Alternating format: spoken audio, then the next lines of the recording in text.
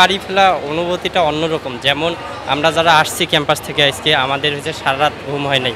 তো ঈদের আগেই আমাদের অনুভূতি হচ্ছে যে আমরা ঈদ পাচ্ছি একটা। মানে বাড়ি যাওয়ার অনুভূতি আমাদের ঈদের মতোই হচ্ছে। ঈদ অনেক দিন কিন্তু আমাদের মনে হচ্ছে যে আমাদের কালকে ঈদ, অর্থাৎ আমরা কালকে বাসা যাব। না, শাটল ট্রেনের আসলে একটা অনুভূতি অন্যরকম।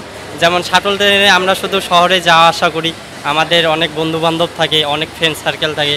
কিন্তু এইখানে কমলাপুরে আসে দেখা যায় আমাদের এলাকার যারা শুধু তারাই আসি, অথবা ব্যক্তিগতভাবেই আমাদের একাই আসতে হয়।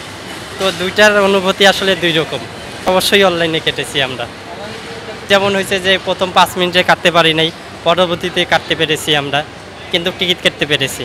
না, এইভাবে সেরকম অভিযোগ দেখতেছি না আমি। দেখা গেছে যে যেমন গতবার আমরা চিলাহাটি এক্সপ্রেস দেখা গেছে যে 5টার সময় আসছেই 5টা, তো আমরা সেক্ষেত্রে 7টা 8টার সময় চড়ছি।